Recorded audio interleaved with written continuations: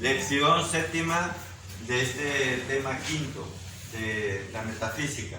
Vamos a ver entonces, hemos añadido aquí otra corriente, que es el panteísmo y el politeísmo, y vamos a ver antes el indiferentismo.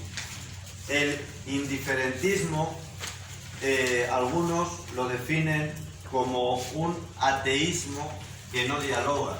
Es decir, el indiferentismo también parte de que no creen en la posibilidad de la existencia de Dios, pero lo hacen sin ningún tipo de argumento. Sería más parecido, por lo tanto, al ateísmo práctico. Sería lo mismo. Pero bueno, correctamente se llama indiferentismo. Y se diferencia respecto al ateísmo teórico, que no da justificación, no quiere ningún tipo de diálogo, simplemente pasa. Como dicen hoy, pues no le importa nada. En este sentido, el indiferentismo tiene mucho que ver con una de las corrientes filosóficas que son predominantes en nuestro mundo y que es la posmodernidad, que tiene en Bátimo uno de sus principales representantes. Bátimo es un filósofo italiano que plantea lo que él llama el pensamiento débil. Dice que el pensamiento de la modernidad, que en gran parte pues, es el que hemos visto hasta ahora, con sus argumentos a favor o en contra de la posibilidad de la existencia de Dios, pues está haciendo una razón fuerte, un pensamiento fuerte, que es el causante de las ideologías que han hecho daño a la humanidad en el siglo XX y en lo que vamos del siglo XXI. Y que en realidad ese pensamiento fuerte que cree tener argumentos a favor de Dios o en contra de Dios, pues no tiene razón de ser.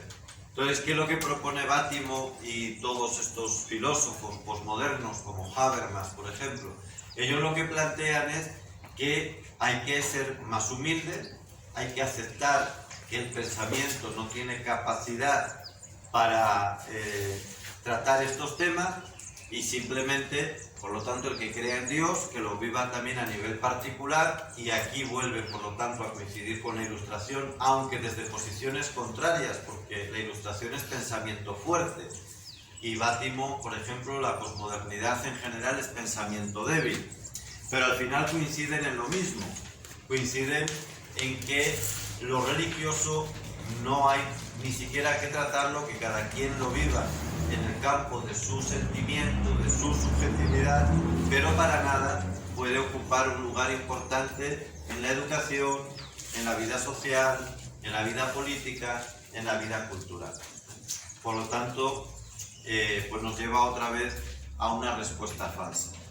El indiferentismo, amigos, y este pensamiento débil es algo contradictorio, porque en la medida que nosotros profundizamos un poco en la filosofía, nos damos cuenta de que sí somos capaces, sin tanto esfuerzo como dicen, sin tanta dificultad, sobre todo si nuestra vida intenta ser coherente, intentamos ser, al menos intentarlo, honrados, pues nos damos cuenta que desde una vida honesta es posible un pensamiento también que nos acerca a la existencia de Dios, por lo menos a la existencia.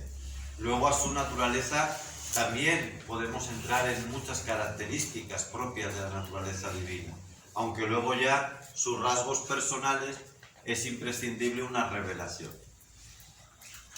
Y por lo tanto, además, el indiferentismo también va en contra del principio de justicia, que es que Dios, si existe, y realmente existe, como nos dice la razón, tiene que, le debemos por justicia también un respeto, le debemos por lo menos el esfuerzo de reflexionar sobre él. Y el indiferentismo en este sentido atenta también contra la justicia, porque no hay nada más ofensivo contra cualquiera que la ignorancia, que la indiferencia, mejor dicho.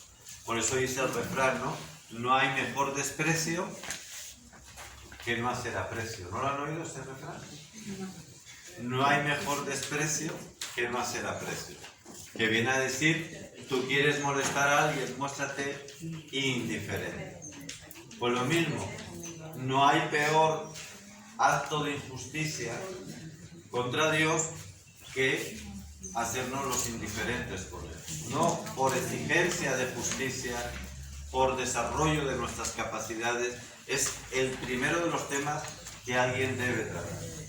Junto al indiferentismo no podemos dejar de hablar también del panteísmo. No es lo mismo, cuidado, he dicho junto porque hay que hablar de él, pero no es que esté directamente vinculado.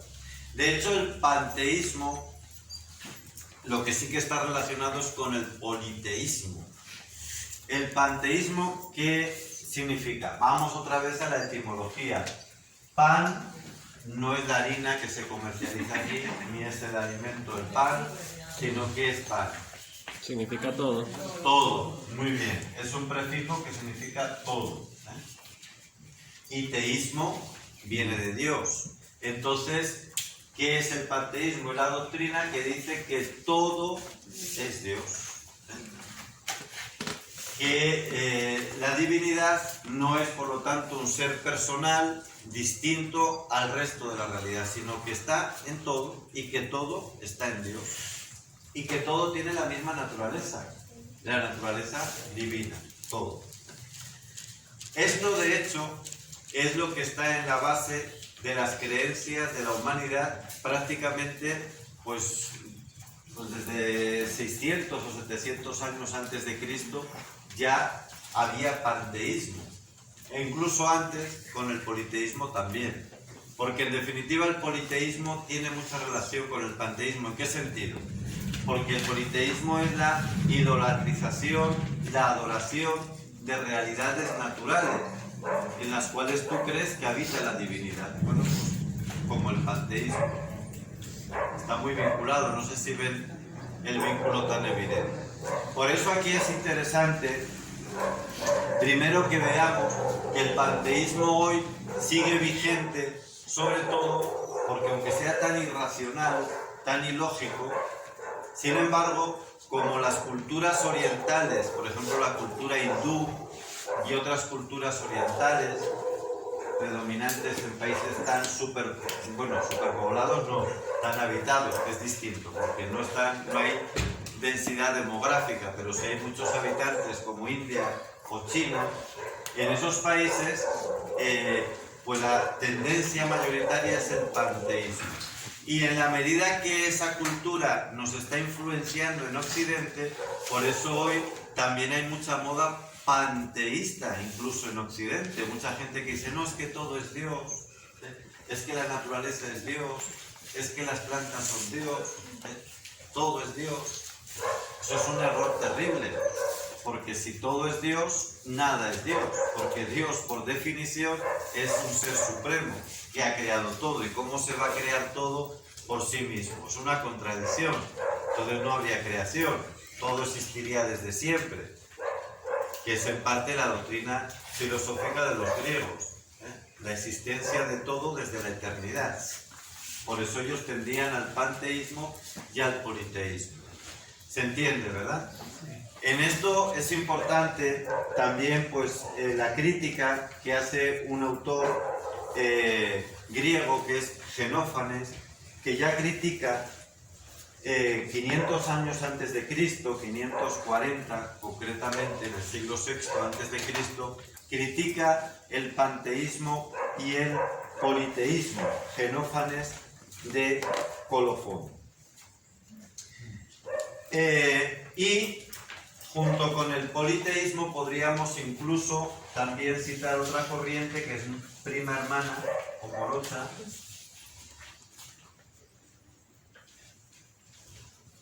que es la que practicaban los filósofos clásicos griegos, porque no olvidemos que Sócrates, Platón, Aristóteles, con toda la cima de la sabiduría a la que llegaron, tenían muchos errores, muchos.